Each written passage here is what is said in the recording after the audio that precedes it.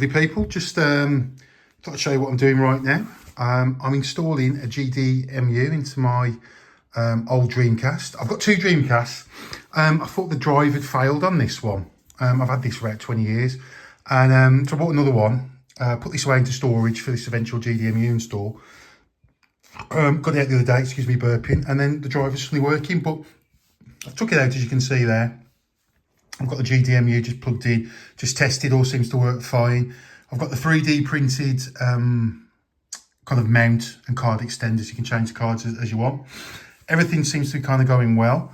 If you don't know what GDEmu is, this allows you to kind of load and play ROMs off an SD card.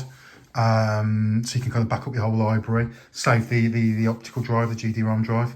And yeah, it goes really well. So I went for the kind of snazzy PAL Dreamcast Blue for that 3D printed mount. You're going to need a VA1 Dreamcast to install one of these.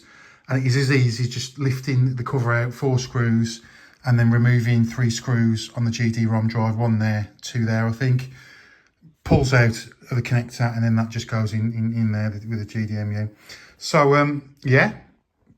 There is some talk on the internet that with PAL machines, the power supply gets too hot and can cause crashing and things like that.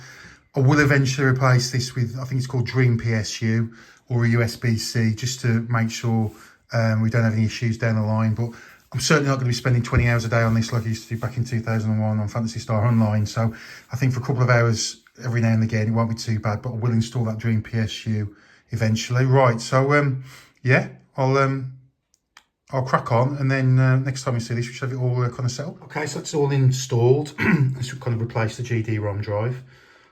Just for comparison, I will get the GD-ROM drive out there. There you go. It's supposed to be removed from there. And yeah, so I used kind of the AliExpress video that was on the AliExpress listing I bought this from. 2-minute, 3-minute video just to show you how to put the screws and all it together. That's the reset button. SD card with the label facing upwards that way, so it works. And yeah, it's all in. It's all pretty secure. All looks good.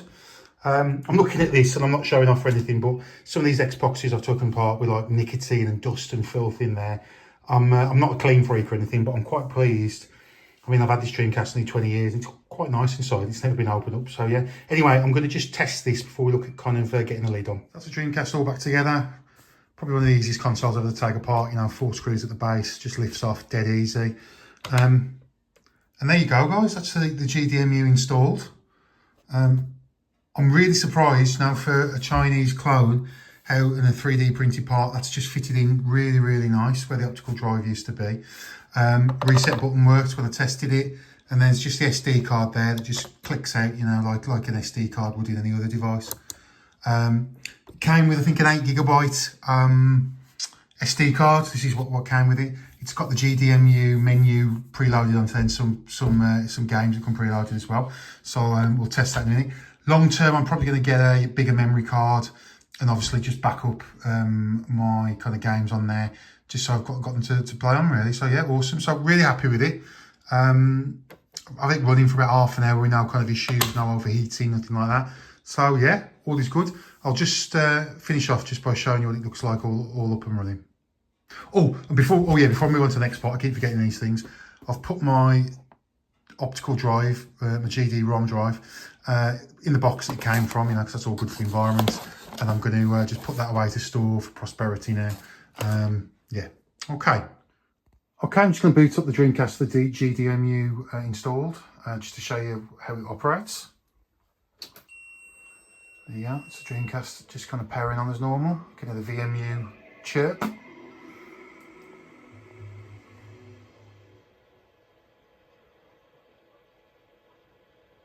And then just ask you for the time to be set as normal because the battery is dead internally. I need to get that sorted now. After all these years. And then you just get your normal main menu, press play. Dreamcast just thinks it's running a disc now.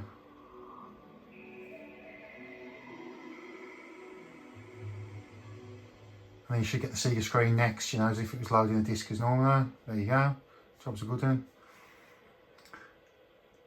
Quick loading screen here. And there's your GDEmu menu. These are the games that came kind of preloaded on it. Dead or Alive 2, Soul Calibur, Spawn and Demon's Hands. You can see the disc image as well. Crazy Taxi 2. Boot Dreams, that's a Neo Geo emulator. And Ghetto Pong is Nesta, an NES emulator, which is, you know, pretty nice. Right, so let's just boot up, say, I don't know, Soul Calibur.